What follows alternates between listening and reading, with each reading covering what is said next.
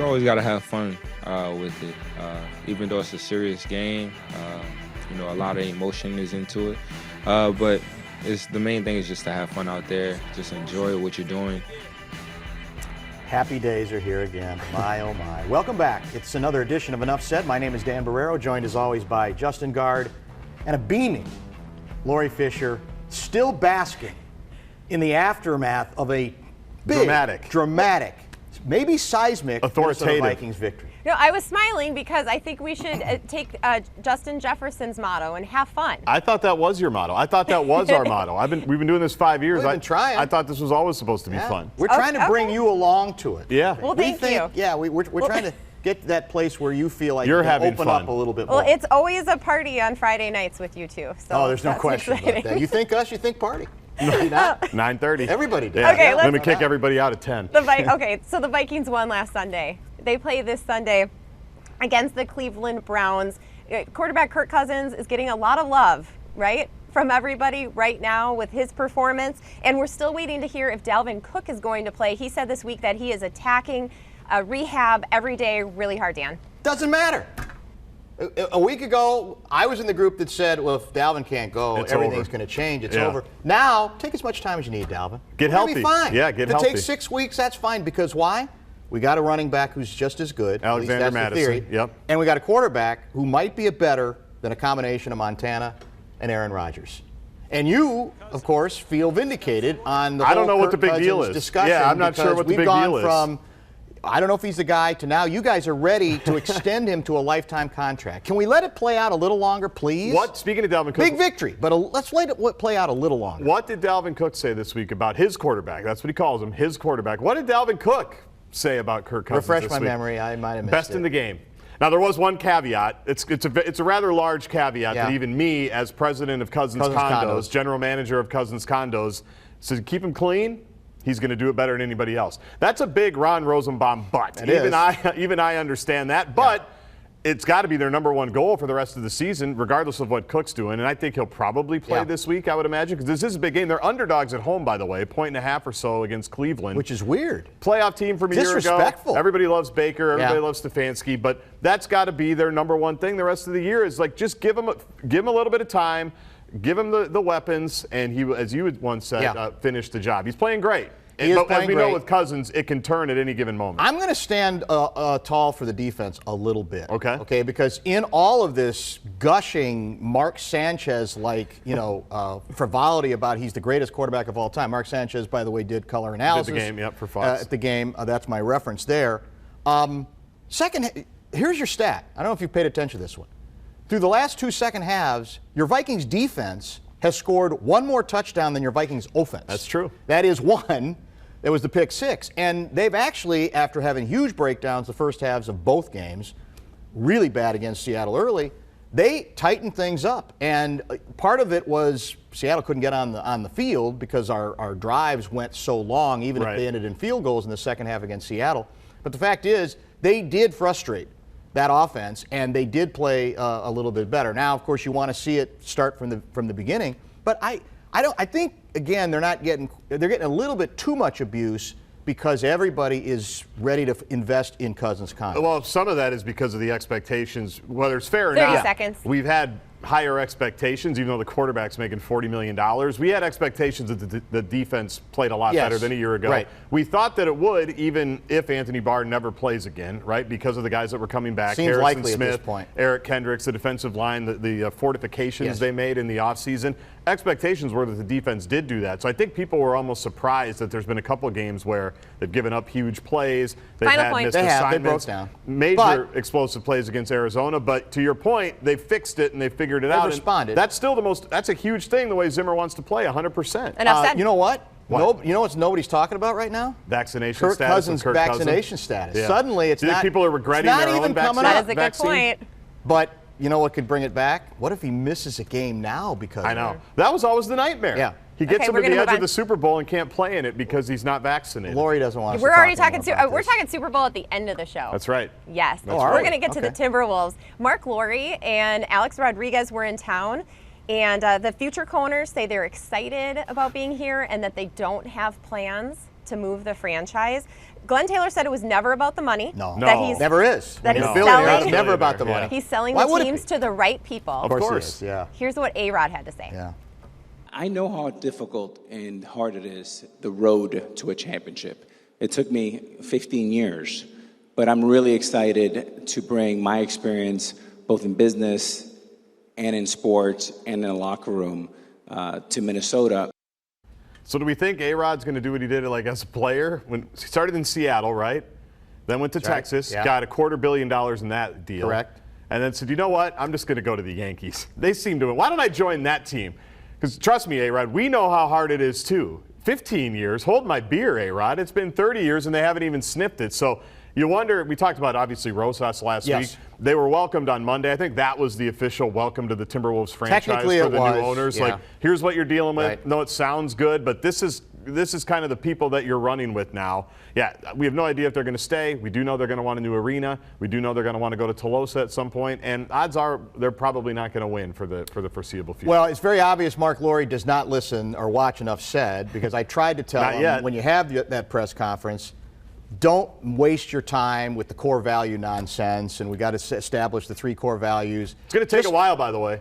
You can't just jump right into the core values. It's a months-long process. Well, you have to know, because you don't know what core values are missing, other than we know some significant ones are. Yeah. And the most significant one, as far as the average Rube fan, as we said before, is the team doesn't win enough games year after year after year Value after year. winning. And so my effort to try to tell him to tailor his message to his audience in a way that I think they would appreciate, obviously fell on deaf ears. He was not interested in doing it. And he'll learn, I hope, at some point that none of this it really matters to people as much as hiring the right guy, adding to the talent level, and giving us a sense that the people who make the basketball decisions know what they're doing. That's helpful. And that, it sounds trite to say it, and it sounds obvious, but we haven't had it here forever and ever. And, Glenn Taylor, I know it's all about the people. He once looked David Kahn in the eye and said, good people. Yeah. That's case closed. And going to be a good It's always manager. about good people, or it's about whether he is a good judge of people who should be put in charge of this stuff. So that's part of the issue here. I'm as skeptical as him as I am of everybody else here. Just make it about making a better basketball product, please. Well, to further your point, I've got 2 of the 3 values, and I didn't even need to take months. Yeah. It's not. I guess I've taken 30 years to come up with these, but my 2 values are defense and rebounding. I'll give you guys the other. I'll give you the third one. If you want it to be my third one. Collaborative, alignment. Power forward, so next to Kirk Cousins, who can block some. Carl Anthony Towns. You got him on the brain now.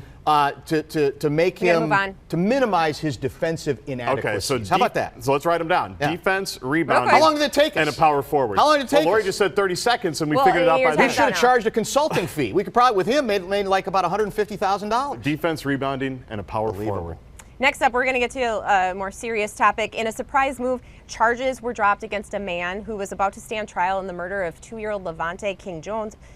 The little boy was shot in a drive-by in Minneapolis in 2016. Hennepin County Attorney Mike Freeman told Fox 9's Paul Bloom this week that he dismissed the charges because the state's 5 witnesses are no longer available to testify, including the victim's father. Freeman was fired up over it, and I know you guys are too. You've been talking about this on the radio, Dan. Yeah, Paul Bloom got ahead on that very, very tragic, maddening story.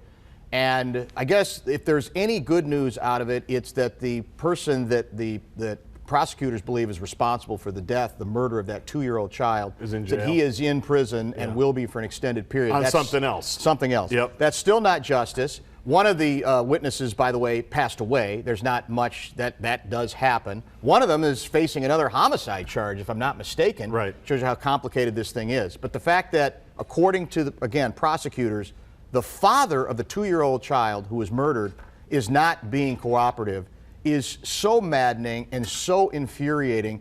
And what do we know about this sort of thing? We had 2 murders of young kids in the spring, almost within days of each other. Yeah, March, April. And we have, in those cases, no one's even been identified, I don't think, publicly as who might be responsible for it. And the sad reality is, if you look at the percentages, the numbers, when it comes to solving cases, it's in big cities alarmingly low. And a lot of the reason is they are solved, but they just can't get the witnesses out because of fear or other issues, trust the police to come forward. And how deflating must it be? It's deflating for all of us, it should be.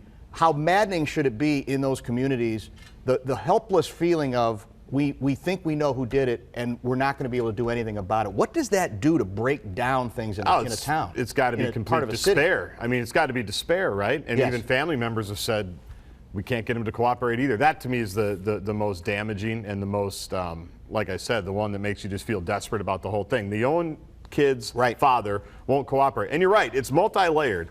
It's you're afraid of retribution, which I know some family members are. You're also not trusting the police necessarily. We've talked about that on this show for a long time, the last couple of years in particular, but it's just a deflating feeling. And I don't know what you do about it. Like, because we've been talking about this for a long time, not just us. When I say we, I mean generally, this has been an issue for a really long time, and you can't even get family members to cooperate. Someone lost their child, and they're not compelled enough to cooperate with the investigation. It's disgusting. And, you know, it's worth national cable outlets spending days and days on this kind of story, I would think. KG Wilson, who was, I believe, the grandfather of one of the other kids that was murdered in the spring, he said he was going to leave town. Yeah. Because he said he believes he has given all he can to the city of Minneapolis. I remember that. When you give to me in return only a murdered 6-year-old grandchild and no justice, if that's what you give me in return, I don't even want to stay. What a horrible message to have to live with. So this is not a one-off. No. This stuff is going on way too often. All over the country. Correct. Not just here. Yeah. It is what it is. And we've got to be able to get better from it. We got an opponent on Saturday. We got to be playing our best football and learn from our past to create our future here coming up on Saturday. And I know our players will do that. Welcome back to Enough Said. What a difference a week makes. The Gophers lost to the Bowling Green Falcons 14-10. This after beating Colorado the week before 30-0. The Gophers were 31-point favorites, so it was a stunning loss, and it was also homecoming. So that's a big bummer. The team plays Purdue on Saturday, as Coach Fleck said. And on his Fox 9 show this week with you, Justin, Ron, and Hobie, he seemed really confident and ready for this weekend. Well, he has no other choice. That is the advantage. That or resign, which would seem a bit dramatic. I think so, one game. That's the advantage, and you've talked about this forever. Players and coaches have the final word. They get to just go back to practice. Like the rest of us, like I've been stewing on this for a week because I've got to talk about it for 6 days a week. You haven't even slept. I haven't slept. I look awful. They get to go back and practice. So I believe that PJ feels that way. This is my 11th year on the field. I've never seen a worse performance than that one on Saturday. I've seen losses. And that's through how many coaches? That's 3. That's Kill, that's Clays, that's Fleck. Okay. Now, there have been bad. How about Brewster? I wasn't on the field. I was at plenty of those games, believe me. But because this team is supposed to be different than, let's say, Jerry Kill's first team that was 3-9. They lost to New Mexico State. Similar circumstances, big favorites. This was just, as Jim Pohlad once said, a total system failure on the offensive side of the ball. That's really the biggest topic. If you want to talk about what's going to happen moving forward is they've got to figure out the offense. More specifically, they've got to figure out the passing game because, and not even that, it's like PJ is, to me, too impatient when the passing game doesn't work initially.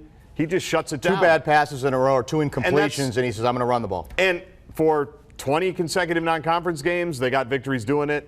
Got too close to the sun, got too close to the stove, whatever cliche. Couldn't recover from it against Bowling Green, who hadn't beaten an FBS team since 2019 or 2018.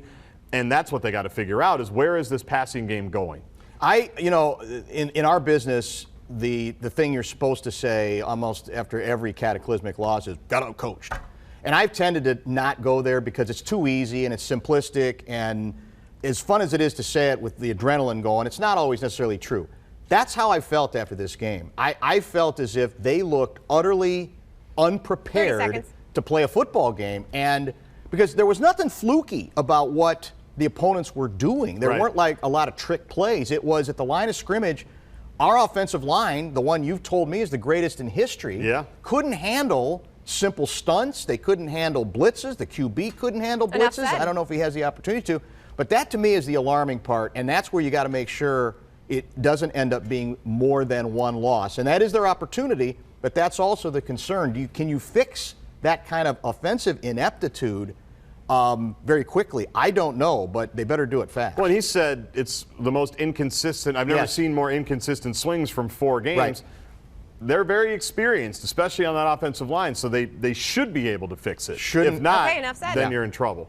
Let's move on. The Lynx fell to the Chicago Sky on Sunday at Target Center, which is another bummer. It was a single elimination, which means they are out of the WNBA playoffs. The Lynx were 22-10 this season, so it's tough to get kicked out of round 2 because they had to bye the first round. So it's on to next year, Dan. Turn the page, Listen to Dan. Lori. Yeah. Unbelievable. Are you giving him excuses? No, I'm just saying. Well, they had 22-10. It's just They finished 17-3, I think. Hottest team. We were with told, an Olympic break in there. This was the team people. You don't want to play the Lynx. Yeah.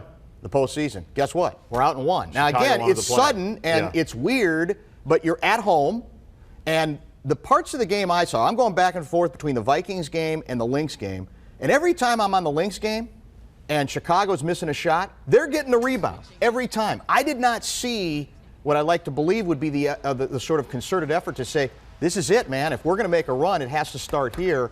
I didn't see them take a stand. We should be asking what happened. Yeah. Even though it's best of one, we still should be asking Well, what defense happened. and rebounding. That's Yeah. what Cheryl Reeve told you on the radio when they started guarding. That's when they started Yeah. winning games. And that's one of the things she's preached forever, even in the championship era. Defense and rebounding, those have been their values. Yes. And it looked like for, like you say, that game, they kind of went away. I'm curious, so how aggressive are they this offseason? Because this is not an organization that ever really feels good about itself. No. You know what I mean? Like, Yeah. they're aggressive. They brought in a couple of All-Stars last year. You go all the way back when they already had a championship team, and they traded for Sylvia Fowles, which has allowed them, I think, to transition out of the championship era really well. I'm curious to see how aggressive they are in the offseason because they actually, believe it or not, do have a culture, to use Yes. that word. And with They have them, core values. but you never hear about them. No, because they're always they just winning. do them, yes. And so, but people do actually, because for years we've said no one wants to come to Minnesota to play. Well, whether it's because of the core value or because it's not winter when they play, Right. people do want to Yeah. come here to play for the Lynx. So I'm curious to see how that moves forward. Well, the other key question is the future of Sylvia Fowles. Yeah. Which is kind of up in the air. She is saying she's not sure what she wants to do. And that's the other thing about the loss. After a dominant performance early, she disappeared offensively. Now, basically, they quadruple teamed her. Right. But you got to be able to still figure out a way, and that's a lot of the reason why we're sitting here lamenting that they're out. Okay, in no final time. point, Dan. That's it. Oh, okay. Point for me, yeah. I was going to give you 30 more seconds, but let's go. Wow. The NBA denied former Timberwolf and current Golden State Warrior Andrew Wiggins his request for a religious exemption for the COVID-19 vaccine. He will not be able to play in any Warriors home games until he fulfills the city's vaccination requirements. So anyone at large gatherings or events needs to be vaccinated, which would rule him out. The NBA says players who don't comply with the local vaccination mandates will not be paid for any games they miss. Teammate Steph Curry says it's not ideal that Wiggins could potentially miss half the season, Justin. Well, an understatement, wouldn't it? I think. Well, even though there's a Wiggins joke here somewhere. Well, there's a couple, Yeah. and I'll try not to trip all over. I mean, if you've watched him play, he misses half the season regardless. And this is not the last, or I guess is not the first high percentage shot that Andrew Wiggins has passed up taking when it comes to vaccination. It sounds like most NBA players are vaccinated. There's a couple Over of teams. 90%. Yeah, then there's a couple of teams that are at 100, and you're dealing with a couple of cities, I think New York and San Francisco, that have far, these vaccination right. requirements where it might become a little bit of a problem.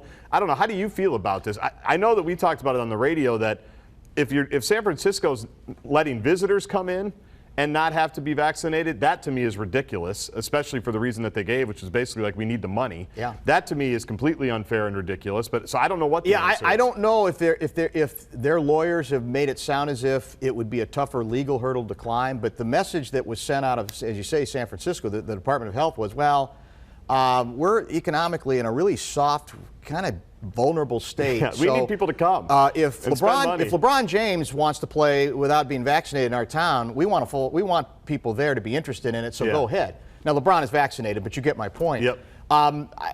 Who knows where this is going? Kyrie Irving is the other big name, and Kyrie Irving has been linked to some absolutely asinine conspiracy theories, including that the Earth that is make flat. no sense. Yeah, well, but even as it pertains to lately. this vaccine. The fascinating thing for me, Wiggins, is I think there are a lot of Wolves fans saying, if only he had shown this level of conviction and tenacity about how he played on the court, he probably would still be playing here. And suddenly he's got great conviction and tenacity about something else. So I'm very curious to see how this is going to play out and how, if there is such a thing as peer pressure on this thing, is it going to build at all to a place where some players are going to end up doing it? And Yeah, the home road thing, the contradiction of road players coming in doesn't make a heck of a lot of sense. If you're trying to make a point of it, Welcome back to Enough Said. It's lightning round time. It was the Twins' last home game at Target Field of the season on Thursday night, but could it also be Byron Buxton's last home game with the team, Dan? It's emotional, isn't it? Think about it. It Didn't sounds he have, dramatic. 10 bases, too, like home run, triple. I mean, and he didn't get hurt. He just He didn't get silver hurt. lining. I continue to believe that all bets are off on whether he's going to come back. I think, in all honesty, the Twins have boxed themselves in to where they should have to overpay. I agree. Because without him, you are literally starting over. Well, here's what I'll say. If you're not going to do it, and I know he's hurt, we've talked about all of it. He gets hurt a lot. What are we doing here? We're starting over. And that's damaging. It's the worst. Enough said. Then how do you, with a straight face, sell tickets? Exactly. You can't. Exactly. Target Field showed off what it's going to look like on New Year's Day when the Wild play the Blues outside for the Winter Classic. That's where the rink's going to be, Justin. That doesn't look regulation to me. Doesn't that rink look small?